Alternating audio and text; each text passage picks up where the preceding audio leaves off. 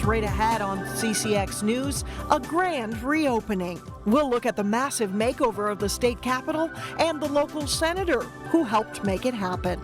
Plus, a unique partnership that helps kids not only get ready for back to school, but sets them up for future success. But first, a climbing tragedy that takes the life of a recent Maple Grove High School graduate. CCX News starts right now. Hello and thanks for joining us. We begin today on a tragic note. A Maple Grove family is mourning the loss of their son after a climbing accident in Colorado. Hikers discovered the body of 17-year-old Carter Christensen on Sunday evening after they heard the sound of someone falling. The Boulder County Sheriff's Office released this photo of Christensen, which was posted to Instagram only an hour before the accident in an area called the Flatirons. The Sheriff's Office says Christensen was climbing alone without ropes or gear when he fell more than 100 feet. Christensen grew up in Colorado, but had just graduated from Maple Grove Senior High in June. He had enlisted in the Navy and had dreams of becoming a Navy SEAL. The Sheriff's Office also released a statement from Christensen's family. It says Carter was a lover of the outdoors and an adventurous spirit. Carter will be loved and missed by all of his family and friends. The owner of a former Golden Valley light fixture business is headed to prison for stealing money from his employees' retirement plans. 66-year-old Wallace Gregerson, who used to live in Plymouth, was the sole owner of Lighting Affiliates, which closed in 2014. According to court documents, Gregerson embezzled more than $750,000 by making false statements to banks that oversaw the accounts. Court records show Gregerson used some of the money for country club dues, tickets to sporting events, and tuition payments for his daughter. In one court filing, a former employee testified that the embezzlement set his retirement back about 8 to 10 years. A judge sentenced Gregerson to 3.5 years in prison, and he is ordered to pay restitution. Brooklyn Park's fire chief is finishing up his last couple of days on the job. A city send-off was held Wednesday for Chief Ken Prillaman, who reached a separation agreement with the city.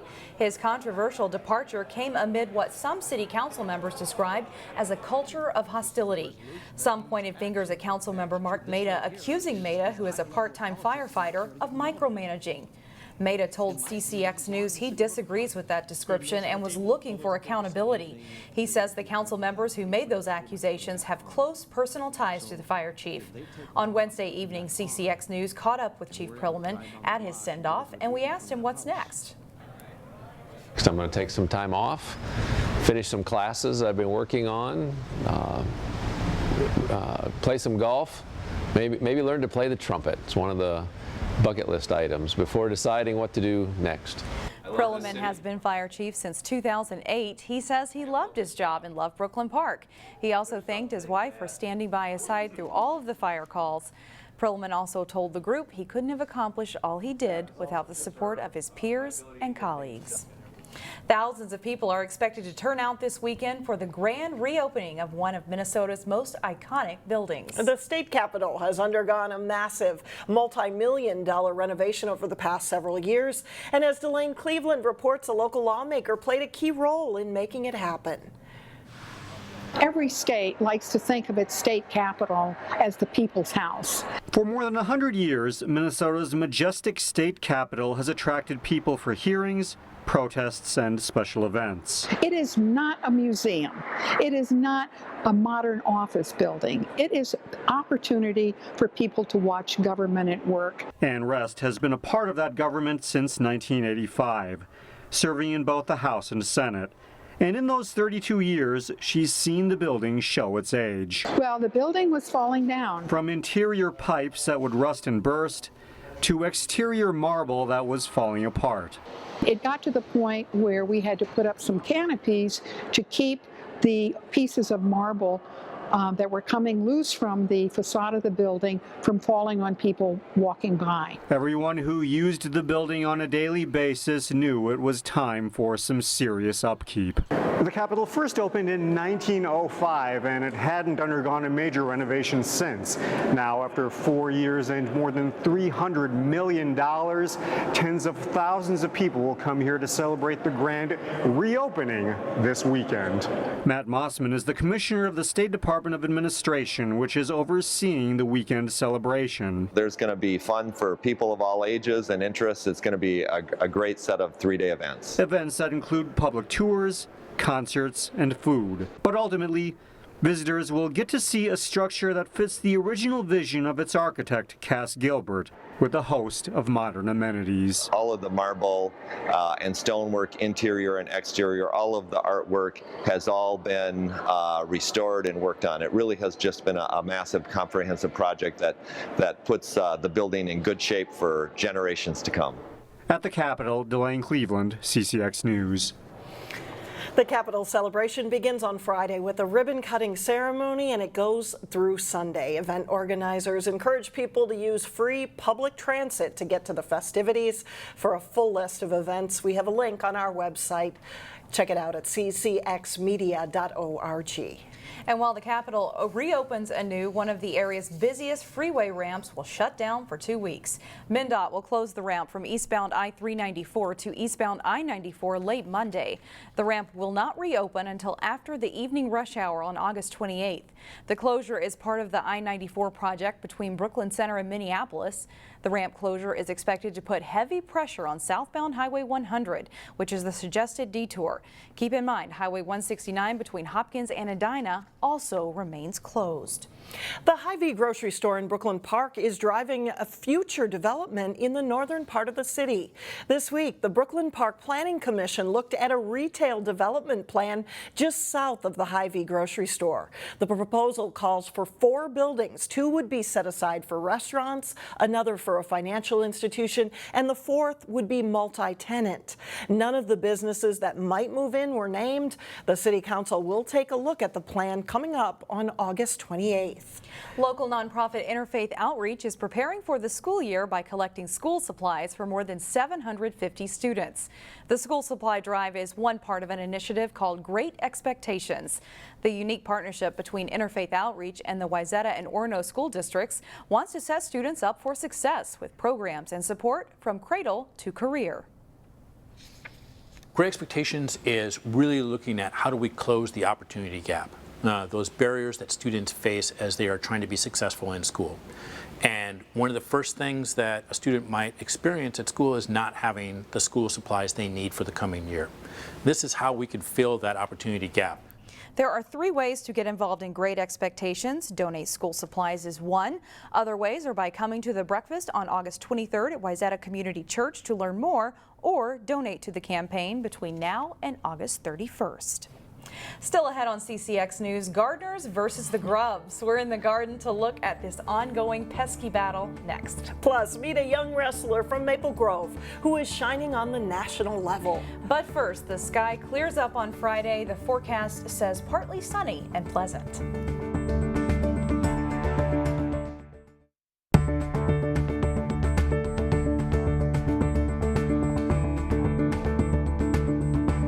Welcome back. They are small in size, but they can cause a lot of damage to plants and trees. Experts say Japanese beetles are really bad this year, and as reporter Sonia Goen shows us, now is the perfect time to do something about them.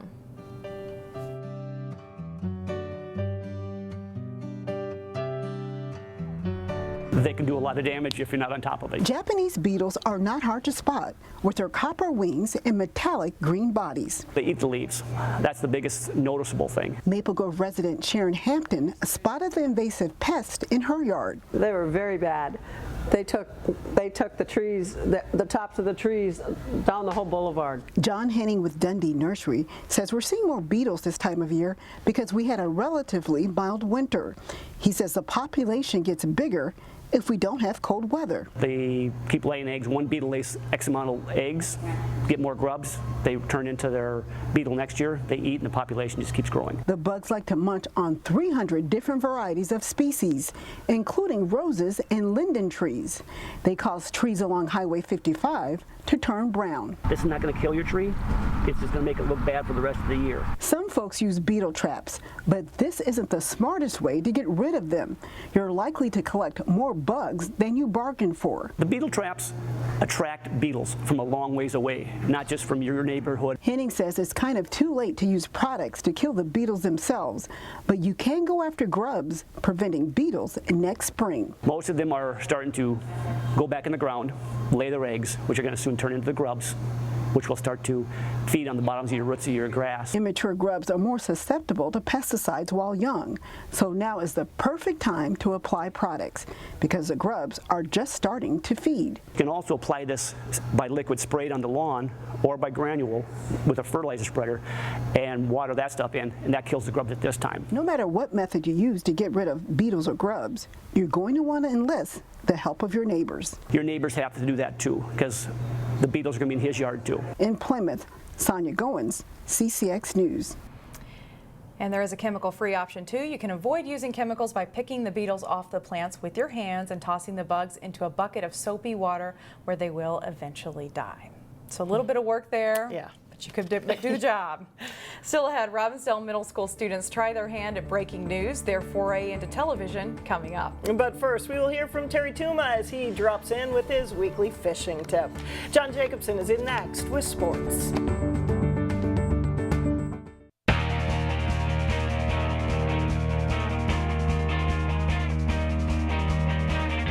I'm John Jacobson with sports. More and more girls and women are taking up the sport of wrestling, and there's a push to expand to separate high school programs for girls. As Jay Wilcox reports, a young grappler from the area is competing well on a national level. There's no such thing as too much mat time for Emily Shilson of Maple Grove. One of the country's best school-aged female wrestlers, 16-year-old Shilson's had a busy and productive summer. I just had cadet and junior freestyle nationals in Fargo, and I won both age divisions there, so that was really fun. I was able to go out to the Olympic Training Center twice this summer, and both times it was a great experience because I got to train with the senior national team. Emily's father, Chad, and older brother, Tyler, who will start his freshman season at Wisconsin soon, share the love of the sport, and they've helped her a lot. My brother and my dad are my biggest role models. My dad is my main coach, and he pushes me in everything I do. And my brother, I've always looked up to him, and he helps me a lot with my technique and stuff. She competes against boys during the high school season for Centennial. Shilson became just the second female wrestler to qualify for the state tournament last season. It was pretty cool to be the first girl in AAA, but I just looked at it like another tournament. Wrestling with the guys is a lot harder. It pushes me a lot more, and I think like my whole life wrestling with guys, it's made me a lot tougher and stronger. Emily Shilson's the picture of a focused athlete, and she has big goals in wrestling. In short term, I have Worlds coming up in September, and I want to win that. And then long term, I want to win the 2020 Olympics. She appears to be on the right path. Jay Wilcox, CCX Sports. Shilson is ranked #1 overall in the USA Wrestling Future Olympian rankings for cadet women. She'll be a junior at Centennial High School this fall. There will be plenty of new products on the fishing market soon. Terry Toomer showed us some of them last week from the ICAST trade show in Orlando. Here's Terry with more. As a continuation from the last segment that we've done is talking more about new ICAST products, and we'll start out with RAM. They have now introduced a rod holder, not a new concept in a sense, but they added sort of a upgrade, a release where you can just pull this button, if you will, back, and out comes the rod holder. It's great for the people that long line and also using lead core, planer boards, and so forth.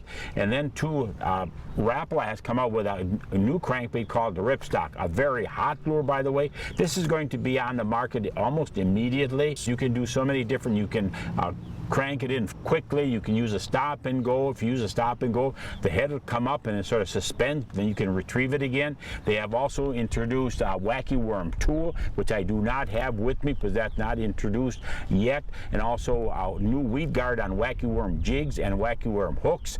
And then two is Daiwa has now come out with soft-sided tackle bags and coolers. These are not going to be available till about October, but they're rain-proof, which is a big factor for anglers out in a boat, of course. Bass fishing by far has become extremely popular in the Midwest, and manufacturers are starting to really relate to that.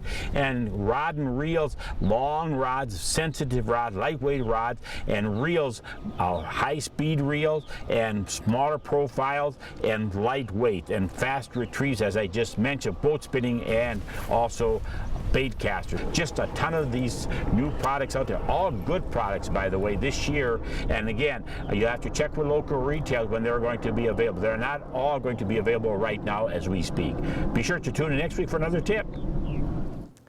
Thanks, Terry. That's it for sports. Shannon and Alex, back to you. All right, thanks, John. Still ahead, middle school students from Robbinsdale area schools test their skills in broadcast news. We'll show you how they did when we come back.